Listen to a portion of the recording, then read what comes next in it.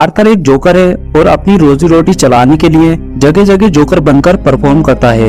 और जब एक दिन आर्थर ऐसे ही किसी एक जगह पर परफॉर्म कर रहा था, तभी हम देखते हैं कि कुछ बच्चे आकर उसके हाथ से एक बोर्ड को छीन लेते हैं। जिसके बाद आर्थर उन बच्चों का पीछा करता है और थोड़ी देर बाद आर्थर को अपने पीछे भगाने के बाद वो बच्चे उसे खूब मारते हैं, साथ में वो उसका बोर्ड भी तोड़ देते हैं। इतनी मार खाने के बाद आर्थर एक निशुल्क सेवा केंद्र में अपना इलाज कराने पहुंचता है, जहां हमें पता चलता है कि उसे एक न्यूरोलॉजिकल डिसऑर्डर है, जिसकी वजह से उसकी हंसी कंट्रोल नहीं हो पाती और किसी भी सिचुएशन में वो अपने आप हंस देता है। और इसी डिसऑर्डर का इलाज कराने वो उस सेवा केंद्र में जाता है, क्योंकि वहाँ उसे सारी दवाइयाँ फ्री में मिल जाती हैं। अपनी दवाई लेकर आर्थर अपने घर पहुँचता है, जहाँ हम देखते हैं कि पैसों के मामले में उसके घर की हालत ठीक नहीं है। और ये हाल सिर्फ आर्थर का ही नहीं, बल्कि इस चीज से गौतम शहर के ज्यादातर लोग परेशान हैं। इसके बाद हमें पता चलता है कि आर्थर की माँ पेनी ने अपनी जिंदगी के काफी साल उस शहर के सबसे रईस इंसान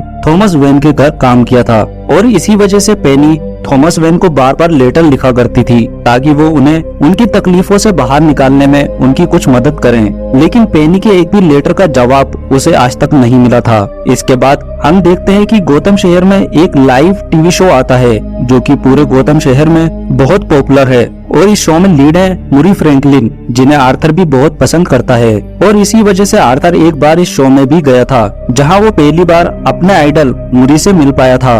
इसके बाद अगले दिन की सुबह होती है और हम देखते हैं कि आर्थर ऑफिस में अपने सारे कलीग्स के साथ काम पर जाने के लिए तैयार हो रहा था कि तभी वहां उसका एक कलीग रेंडल उसे आकर सेल्फ डिफेंस के लिए एक गन देता है, क्योंकि उसे पता था कि उन बच्चों ने उसके साथ क्या किया था। इसके बाद आर्थर अपने बॉस से मिलने जाता है, जहां उसका बॉस उसे वो बोर्ड लाने को कहता है, जो बोर्ड उन बच्चों ने आर्थर से छीनकर तोड़ दिया था। और अगर आर्थर वो बोर्ड वापस नहीं ला पाया तो उसके पैसे उसकी सैलरी से ही कटेंगे। ये बात सुनकर आर्थर बहुत गुस्सा हो जाता है और अपना काम खत्म करने के बाद आर्थर अपने अपार्टमेंट में जाता है, जहाँ जाते जाते उसे एक सिंगल मदर सोफी मिलती है, जो उसके साथ वाले अपार्टमेंट में ही नई नई शिफ्ट हुई थी। अब रात को आर्थर अपनी नई गन से खेल रहा था, तभी मजाक मजाक में उससे अपने घर में ही गोली चल जाती है, जिससे वो बहुत डर जाता है। इसके बाद हम देखते हैं कि आर्थर सोफी का पीछा करता है और जहाँ जहाँ वो जाती है वो उसके पीछे पीछे जाता है। जिसके बाद उसी रात को सोफी उसके अपार्टमेंट में उससे मिलने आती है, जहाँ वो उससे पूछती है कि क्या वो आज उसका पीछा कर रहा था, जिसके जवाब में आर्थर उसे सब कुछ सच सच बता देता है। और यहाँ से उन दोनों की बातें होना शुरू हो जाती हैं। जिसके बाद आर्थर उसे अपने स्टैंड अप कॉमेडी शो के लिए इनवाइट करता है। इसके बाद अगले दिन की सुबह होती है और हम देखते हैं कि आर्थर एक हॉस्पिटल में बच्चों के लिए परफॉर्म कर रहा था कि तभी परफॉर्म करते करते उसकी पैंट से वो गन बाहर गिर जाती है और वहाँ मौजूद सभी लोग उस गन को देख लेते हैं। लेकिन आर्थर के बॉस को ये बात बिल्कुल पसंद नहीं आती है, जहाँ वो आर्थर को बताता है कि रेंडल ने उसे बताया था कि उसने वो गन रेंडल से पिछले हफ्ते ही खरीदी है। जिसके बाद आर्थर का बॉस आर्थर को नौकरी से निकाल देता है। इसके बाद आर्थर जोकर का मेकअप उतारे बिना ही मायूस होकर ट्रेन से अपने घर वापस जा रहा था कि तभी वहाँ ट्रेन में 3 लड़के मिलकर एक लड़की को छेड़ रहे थे, जिन्हें देखकर आर्थर एकदम से हंसना शुरू कर देता है, जहाँ उसकी डिसऑर्डर की वजह से वो अपनी हंसी रोक नहीं पा रहा था, जिसकी वजह से वो तीनों लड़के उस लड़की को छोड़कर आर्थर को पीटना शुरू कर देते हैं। और तभी आर्थर अपनी बंदूक निकालकर उनमें से 2 लड़कों को वहीं शूट कर देता है, और जबकि तीसरा लड़का वहां से भाग जाता है। जिसके बाद आर्थर उसका पीछा करता है और फाइनली उसे पकड़कर अपनी सारी बची गोलियां उसकी बॉडी में उतार देता है।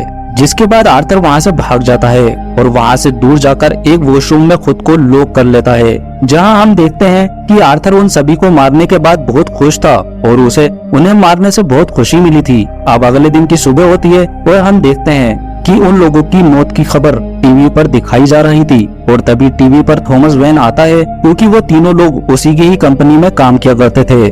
अगले दिन आर्थर अपनी दवाइयां लेने जाता है, जहां उसे पता चलता है कि शहर में मंदी होने की वजह से उस सेवा केंद्र की फंडिंग को बंद कर दिया गया है, जिसकी वजह से अब वो सेवा केंद्र बंद होने वाला है और आर्थर को भी अब अपनी दवाइयां फ्री में नहीं मिल पाएंगी। इसके बाद आर्थर अपने सब दुख भुलाकर अपने स्टैंड अप कॉमेडी शो में परफॉर्म करने जाता है, जहां उसने सूफी को भी बुलाया हुआ था।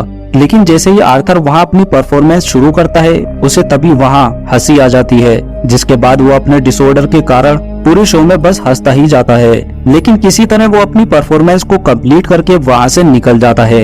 ये सब होने के बाद आर्थर अपने घर पहुँचता है, जहाँ पहुँचकर वो पहली बार अपनी माँ का लेटर पढ़ता है जो वो हमेशा थॉमस वेन को भेजा करती थी, जिसे पढ़कर उसे पता चलता है कि उसके असली पिता थॉमस वेन हैं। जिसके बाद वो अपनी माँ पर बहुत गुस्सा हो जाता है और अगले दिन आर्थर थॉमस वेन से मिलने उसके घर जाता है, जहाँ उसे सबसे पहले ब्रूस वेन मिलता है जो कि थॉमस वेन का बेटा था।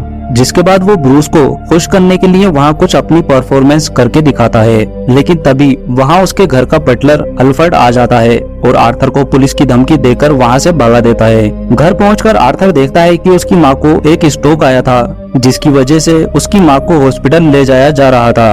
हॉस्पिटल पहुंचकर हम देखते हैं कि वहाँ पेनी का इलाज चल रहा था, जहाँ आर्थर को हिम्मत देने सोफी भी आई हुई थी। तभी वहाँ टीवी पर आर्थर मुरी के शो को देखता है, जहाँ मुरी आर्थर की उसी स्टैंड अप परफॉर्मेंस का मजाक उड़ा रहा था, जहाँ आर्थर अपनी हंसी कंट्रोल नहीं कर पाया था। अपने आइडल से ही अपनी बेइज्जती होते देख आर्थर उस समय गुस्से से भर जाता है। इसके बाद हम देखते हैं कि एक जोकर की उन तीनों लोगों को मारने की खबर पूरे गौतम शहर में फैल चुकी है, जहां सभी लोगों ने उस जोकर के काम के समर्थन में पूरे शहर में प्रोटेस्ट करना शुरू कर दिया है, क्योंकि गौतम शहर के ज्यादातर लोग उस शहर के गिने चुने रईस इंसानों से तंग आ चुके थे और सबसे ज्यादा थॉमस वेन से। और ये सब होता हुआ आर्थर टीवी पर देख रहा था, जिसे देखकर आर्थर को बहुत खुशी हो रही थी। इसके बाद आर्थर एक मूवी थिएटर के बाहर पहुंचता है, जहां बहुत सारे लोग जोकर के मास्क लगाकर प्रोटेस्ट कर रहे थे, क्योंकि उस थिएटर में गौतम शहर के ज्यादातर अमीर इंसान मौजूद थे, जिनमें से एक थॉमस वेन भी था। तभी आर्थर पीछे के रास्ते से होता हुआ थिएटर में घुस जाता है और अंदर पहुंचकर वो थॉमस से जाकर मिलता है, जहां वो थॉमस से कहता है कि वो उसका बेटा है। जिसके बाद थॉमस उसे कहता है कि ये सब झूठ है और उसकी माँ की दिमागी हालत शुरू से ही खराब थी और साथ में वो पेनी का असली बेटा भी नहीं है, बल्कि उसे तो पेनी ने अडॉप्ट किया था। थॉमस की कही एक भी बात पर आर्थर को यकीन नहीं होता। इसके बाद आर्थर इसी कंफ्यूजन के साथ अपने घर जाता है, जहां उसे मुरी की टीम से एक कॉल आता है और उसे पता चलता है कि मुरी ने उसे अपने शो में बुलाया है, जहां जाने के लिए आर्थर मान जाता है। इसके अगले दिन आर्थर अपनी माँ की मेडिकल हिस्ट्री जानने के लिए अरखम स्टेट हॉस्पिटल जाता है, जहां अपनी माँ की मेडिकल हिस्ट्री पढ़कर उसे पता चलता है कि सच में पेनी ने उसे अडॉप्ट किया था। और साथ में आर्थर को ये भी पता चलता है कि उसकी माँ का एक बॉयफ्रेंड भी था, जो कि उसे और उसकी माँ को बहुत ज्यादा मारा करता था। उसी इंसान ने एक बार आर्थर के सिर पर इतनी जोर से मारा था कि उसका दिमाग परमानेंटली डैमेज हो गया था और उसी वजह से आर्थर को वो न्यूरोलॉजिकल डिसऑर्डर हुआ था, जिसके कारण उससे अपनी हंसी कंट्रोल नहीं हो पाती है। इसके बाद आर्थर सोफी से मिलने उसके अपार्टमेंट में पहुंचता है, जहां सोफी उसे देखकर ऐसे रिएक्ट कर रही थी कि जैसे आर्थर उसके लिए कोई अजनबी हो। और तब आर्थर को समझ में आता है कि आज तक जो भी पल उसने सोफी के साथ बिताए थे वैसा कुछ भी असलियत में नहीं हुआ था, बल्कि वो सब चीजें तो उसके दिमाग का बनाया हुआ एक धोखा था। अब अगले दिन आर्थर अपनी माँ से मिलने हॉस्पिटल जाता है, जहाँ वो गुस्से में आकर अपनी माँ की सांस रोककर हत्या कर देता है। इसके बाद आर्थर अपने घर जाता है, जहाँ हम देखते हैं कि वो ये सब करने के बाद बहुत खुश है और अपना जोकर का मेकअप लगाकर और अपने बालों को हरा कलर करके मुरी के शो में जाने के लिए तैयार हो रहा है कि तभी उसके अपार्टमेंट में उससे मिलने उसके पुराने कलीग्स रेंडल और गेरी आते हैं। लेकिन तभी एकदम से आर्थर रेंडल पर हमला कर देता है और उसकी बुरी तरह से हत्या कर देता है।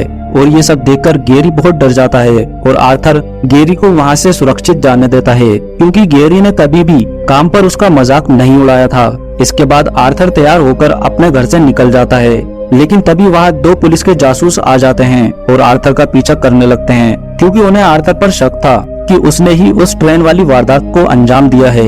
उनसे दूर भागते भागते आर्थर वहाँ एक ट्रेन में चढ़ जाता है, जिस ट्रेन के सभी लोगों ने जोकर का मास्क पहना हुआ था, क्योंकि अब पूरा शहर उस जोकर के समर्थन में उतर आया था। लेकिन जैसे ही वो ट्रेन वहाँ से जा रही थी कि तभी वो दोनों जासूस भी उसमें चढ़ जाते हैं, जिसके बाद वो दोनों आर्थर को ढूंढना शुरू कर देते हैं। और जब उनमें से एक जासूस उस ट्रेन की भीड़ को काबू करने की कोशिश कर रहा था कि तभी उससे वहाँ गलती से गोली चल जाती है, जिसकी वजह से वहाँ एक इंसान की मौत हो जाती है। इसके बाद उस ट्रेन की सारी भीड़ उन्हें ट्रेन से बाहर निकालकर पीट पीट कर मार देती है और आर्थर उन्हें मरता हुआ देखकर खुशी खुशी वहाँ से चला जाता है।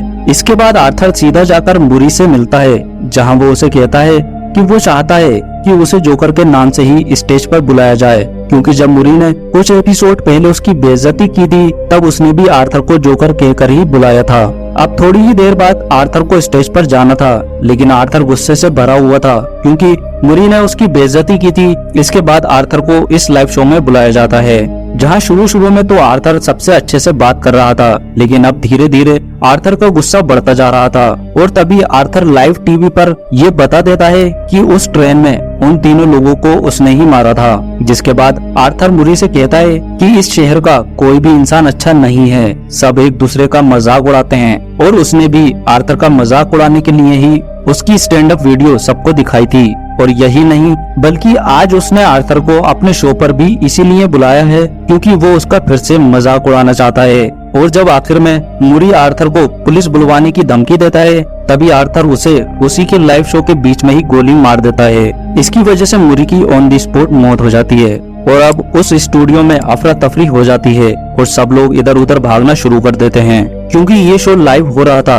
तो कुछ ही समय में ये बात पूरे गोथम शहर में फैल जाती है, जिसके थोड़ी ही देर बाद पुलिस आर्थर को वहाँ से ले जाती है। अब आर्थर को पुलिस अपनी गाड़ी में पकड़कर ले जा रही थी और तभी रास्ते में आर्थर देखता है कि उसके बारे में जानने के बाद पूरे शहर में दंगे फैल चुके हैं, लोग दुकानें लूट रहे हैं, पब्लिक प्रॉपर्टी को आग लगा रही है और हर जगह बर्बादी ही बर्बादी हो रही है। लेकिन ये सब देखकर आर्थर को बहुत खुशी मिल रही थी और तभी एक एम्बुलेंस आकर आर्थर की कार को टक्कर मार देती है, जिसके बाद कुछ लोग आकर आर्थर को बेहोशी की हालत में उस गाड़ी से बाहर निकालते हैं और सारी भीड़ आर्थर की कार को चारों तरफ से घेर लेती है।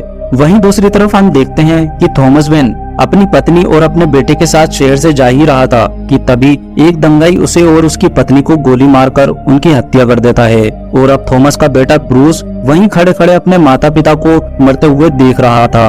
और ये ब्रूस वेन और कोई नहीं बल्कि वही इंसान है जो आगे चलकर बैटमैन बनने वाला था, जिसका सबसे बड़ा दुश्मन आर्थर या ये कहें जोकर ही होने वाला था।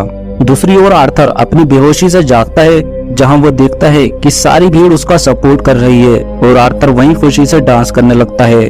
और तब वो इंसान आर्थर से खतरनाक अपराधी जोकर में बदल जाता है।